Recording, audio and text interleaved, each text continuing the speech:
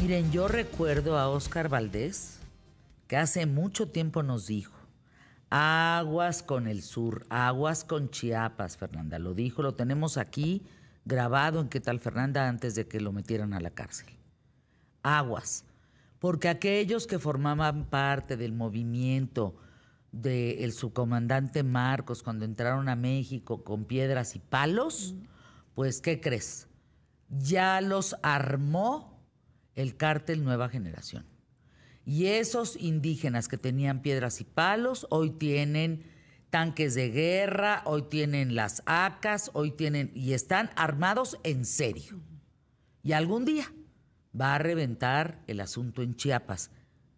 Caray, creo que la muerte de este sacerdote, de este párroco, pues está explotando algo importante, Fabi Guarneros. A ver, cuéntanos. Así es, querida Fer. ¿Y sabes qué es lo que más preocupa? Y ahorita que tú haces la reflexión, por eso me encanta escucharte, porque cuando tú dices las cosas, en el énfasis que le pones, haces reflexionar a las personas. En este caso a mí. Traigo mi tema preparado, pero cuando dices este sacerdote, este párroco, pensé luego, ¿pero qué crees? Este sacerdote es sacerdote indígena y es de los ordenados con la teología indígena de Samuel Ruiz. A lo que voy es que es un sacerdote importante en la región. Se me pararon los pelos de punta. ¡Claro! Exacto. No es un sacerdote cualquiera, católico, pues. No. Ah, no es un sacerdote, vamos a poner, en aquel entonces, cuando Samuel Ruiz y ella está ahí en Chiapas y empieza con la teología indígena, que es como la rama de la teología de la liberación de todo lo que era, pues todas las luchas armadas de los sacerdotes de izquierda, surge la teología de la liberación. Años después, Samuel Ruiz aquí pone en marcha la teología indígena. Y le vinieron los prefectos de Roma, los obispos para la fe religiosa de Roma, vinieron a auditar a Samuel Ruiz. Ratzinger, el cardenal Ratzinger fue uno, cuando era el obispo encargado de la Congregación para la Fe, vino desde el Vaticano a auditar a Samuel Ruiz por esta teología indígena y le puso de coadjutor a Raúl Vera, al obispo Raúl Vera, ¿no? Y Felipe Arizmendi era el otro obispo que estaba en Tuxtla Gutiérrez. Entonces, lo tenían como cuidadito para que no se saliera de los cánones tradicionales o conservadores de lo que el de la Vaticano iglesia. había dado visto bueno. Samuel Ruiz comprobó que su lucha era genuina, que creían en Dios, que estaban bien, pero lo que querían era justicia social. Y esa teología indígena prosperó. Este sacerdote, Marcelo Pérez, defensor de derechos humanos, es ordenado ya con esta teología indígena. Entonces, era representativo de la zona, Fer, peor. Por eso, lo que tú me haces reflexionar es hasta dónde han llegado a armar a todas estas personas, a tal grado de perder no solo los valores sociales, ¿no? Ya no estamos hablando ni siquiera de los éticos ni de los morales, porque efectivamente, desde que aceptas armarte, desde que aceptas una cantidad de dinero para vender drogas, ejecutar, para transportarla, para quitarle la vida a alguien, convertirte en un sicario, perdiste todo el tipo de valores éticos o morales. Pero si hablamos de una identidad social, también se perdió en Chiapas. Y ahora toma mayor relevancia gracias al énfasis en que Fer dice las cosas, porque entonces nos permite ya tener una visión más completa, ¿no? Yo también me he cuestionado ¿qué pasó con Marcos? ¿Qué pasó con el Ejército Zapatista de Liberación? ¿Por qué se quedaron callados? ¿No? Efectivamente, el crimen organizado es plata o plomo, ¿no? Ya vimos que últimamente ya no hay pudor alguno. Pueden ejecutar a plena luz del día alcaldes. El de Chilpancingo es un caso muy emblemático porque era uno de los alcaldes de ciudades importantes. Habíamos visto y escuchado lastimosamente de alcaldes que van ejecutando en municipios no tan grandes o no tan económicamente importantes. Hablar de Chilpancingo es, ojo, ya hasta dónde te estás metiendo, ¿no? A plena luz del día y con las características como fue la ejecución. Ahora, un sacerdote de la teología indígena, saliendo de oficiar misa a plena luz del día, delante de todos, es algo muy, muy fuerte. Pero ¿qué ha pasado ahí?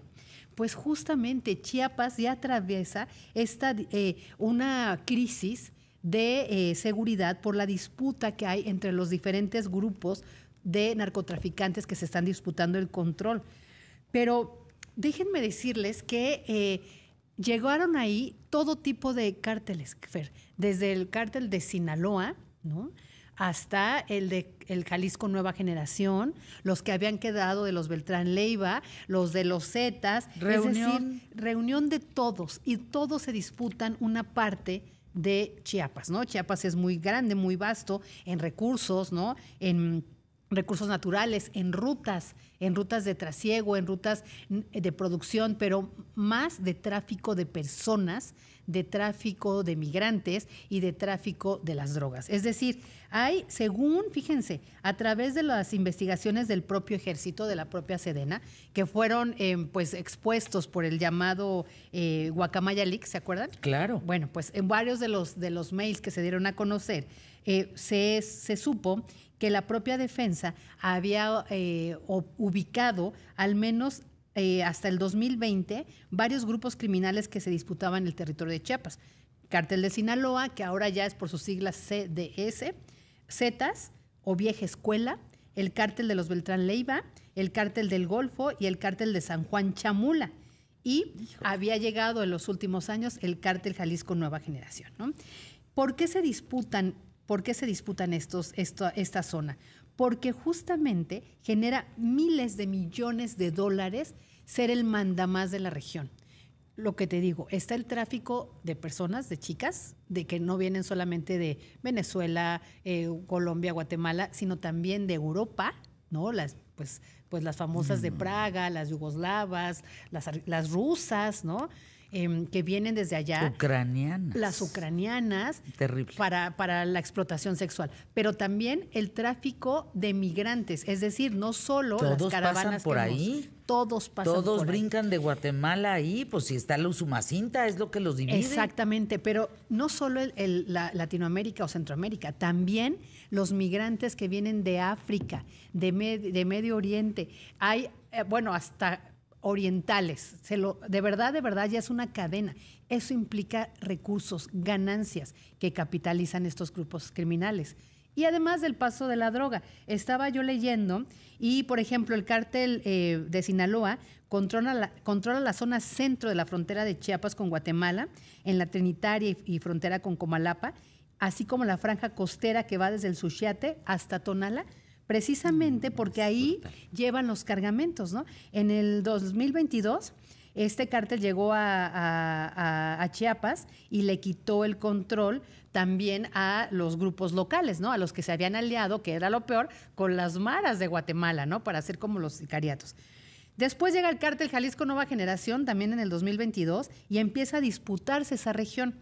Durante años, el cártel de Sinaloa controlaba este trasiego de drogas del Pacífico, que es una de las 4 regiones que van hacia Estados Unidos. Es decir, la droga se envía a México, ya sea vía Ecuador o Venezuela, que es una, o otros cargamentos llegaban en estas lanchas a la costa chiapaneca, y otros más que llegan por tierra, lo que ya conocemos, ¿no? Todo el trasiego. Otros se iban por el litoral del Pacífico y otros justamente por Tabasco para llegar a Texas. Es decir, había varias zonas, pero Chiapas es clave para estar ahí.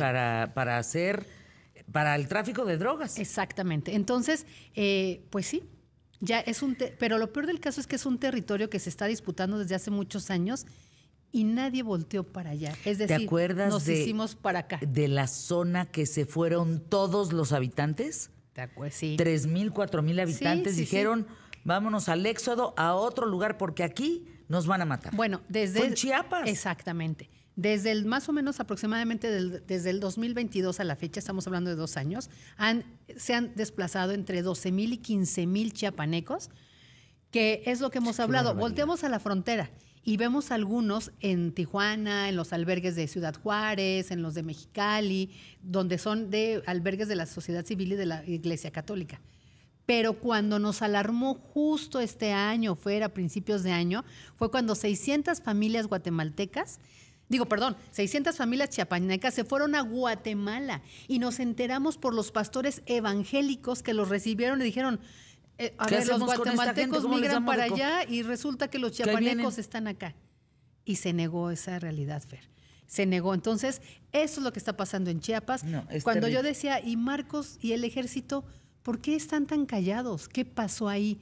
Es tan terrible la situación, quiero suponer, es tan terrible la situación que es mejor quedarse callados, Fer. En la época del submarcos, del subcomandante, yo fui a Chiapas, lo narré sin pelos en la lengua, ¿eh?